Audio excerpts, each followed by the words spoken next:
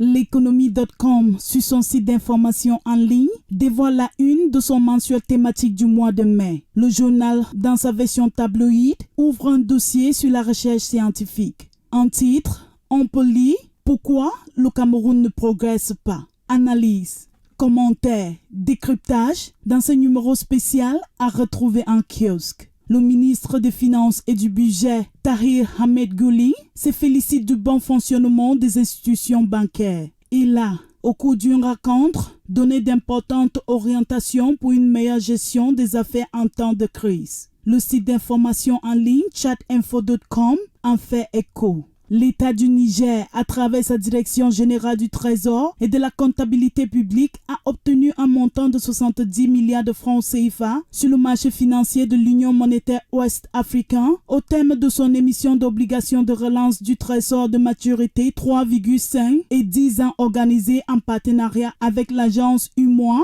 titre basé à Dakar, informe Financial Afrique dans son registre finance. Au Mozambique, le gouvernement a mobilisé 280 millions de dollars pour raccorder 400 000 foyers au réseau électrique dans son programme Énergie pour tous. Les détails à lire sur ecofin.com. Le nouveau Gabon, titre Industrie extractive. Le Gabon pourrait déposer sa candidature pour réintégrer l'initiative pour la transparence dans les industries extractives au troisième trimestre 2021. En effet, 8 ans après son exclusion, le Gabon prépare en ce moment son dossier de réintégration. Les détails à lire sur ce site d'information. En République démocratique du Congo, la Banque mondiale rassure Nicolas Kazadi, ministre des Finances, du décaissement de 3 milliards de dollars supplémentaires au bénéfice des populations. C'est ce qu'indique ZoomEco.net. Investi au Cameroun fait savoir que,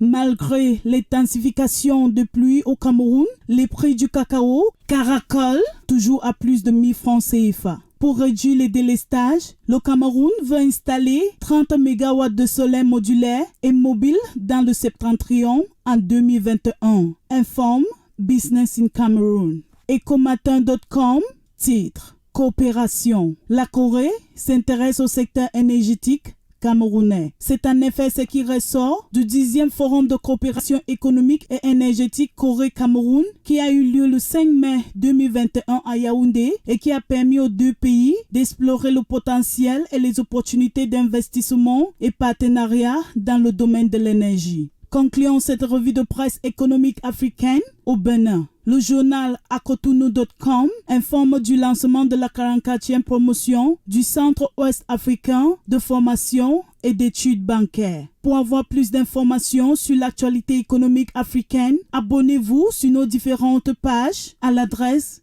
L'Économie News.